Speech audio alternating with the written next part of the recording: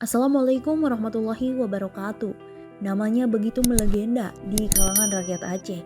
Ia adalah Laksamana Kemalahayati dan ia merupakan seorang putri dari kalangan bangsawan Kesultanan Aceh Darussalam.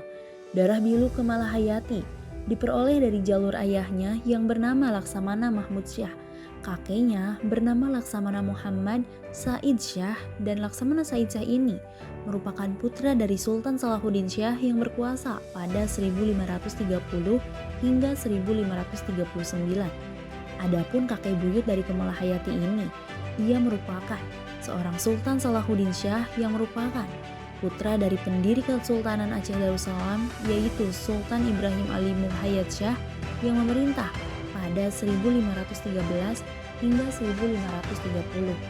Darah jiwa bahari dari sang ayah dan juga kakek mengalir dalam diri seorang Kemalahayati.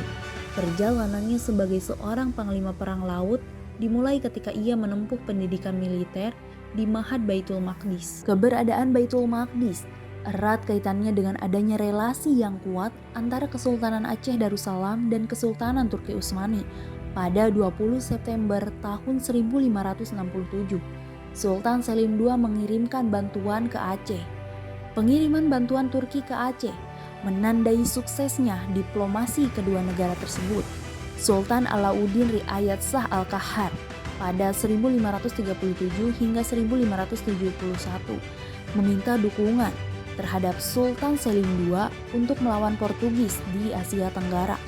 Sultan Selim II pun dengan senang hati mengirimkan bantuan ke Aceh, mulai dari ulama hingga sejumlah pakar di bidangnya.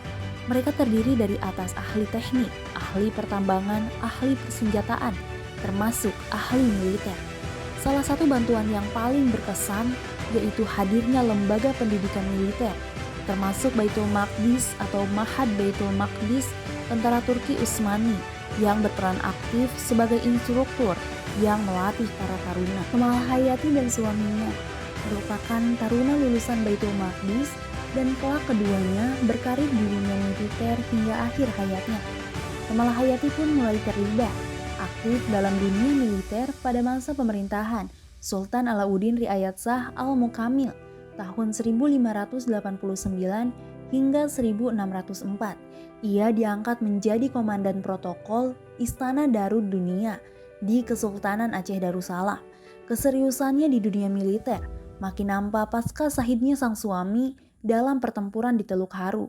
Pada saat itu, para pejuang Aceh pun mampu mengalahkan pasukan Portugis. Meskipun kemenangan berada di pihak Aceh, namun Aceh juga harus merelakan sebagian pejuangnya yang syahid. Di antaranya 2 orang panglima laut Kesultanan Aceh dan 1.000 prajuritnya. Salah satunya ialah syahidnya suami dari Kemalahayati. Jiwa kepahlawanan Kemalahayati mendorongnya untuk berinisiatif membentuk armada perang yang berasal dari para janda istri pejuang Aceh. Menurut kesaksian Johan Dawis, seorang berkebangsaan Inggris yang menjadi nahkoda kapal Belanda, menyebutkan bahwa perlengkapan perang Inong Bale termasuk yang terkuat di Asia Tenggara. Armada yang dipimpin oleh Kemalahayati memiliki 100 buah kapal perang lengkap dengan meriam, dan kapal-kapal Aceh pada masa itu memiliki kapasitas penumpang hingga 400 sampai 500 orang. Kemalahayati memiliki sebuah armada perang yang bernama Inong Bale atau janda perempuan. Mereka memiliki pangkalan militer di Teluk Rung Raya yang terletak di perbukitan dengan ketinggian 100 meter dari permukaan air laut. Pada awalnya, armada Inong Bale beranggotaan 1.000 orang pasukan. Seiring berkembangnya waktu, prajurit dari perempuan di Inong Bale mencapai 2.000 orang. Penambahan pasukan tidak hanya berasal dari kalangan janda saja. Sosok Kemalahayati mulai dikenal dunia pasca insiden pertempurannya dengan penjelajah laut Belanda de Houtman bersaudara. Kedatangan Cornelis de Houtman dan Frederik de Houtman pada 24 Juni 1599 yang awalnya berjalan dengan baik. Namun, karena sikapnya yang culas, Sultan Aceh pun murka dan mengutus Laksamana Kemalahayati bersama Inong Bale untuk menyerang Belanda. Sebelumnya perilaku serupa juga dilakukan oleh Cornelis de Houtman selama singgah di Banten pada tahun 1596. Kesultanan Aceh sangat tegas dalam menindak kolonialis Belanda. Laksamana Kemalahayati selaku pimpinan perang berhasil memenangkan peperangan antara dirinya melawan Cornelis de Houtman. Kemenangan Kemalahayati pun berbuah manis. Belanda akhirnya memilih jalan damai dengan jalur diplomatik. Belanda mengakui kehebatan armada perang Aceh Inong Bale setelah mengetahui tewasnya dari Cornelis de Houtman serta ditangkap dan dipenjarakannya Frederik de Houtman. Pangeran Maurits bahkan harus turun tangan membebaskannya. Hingga akhirnya pada tahun 1602, Belanda mengundang Kesultanan Aceh untuk datang ke Belanda.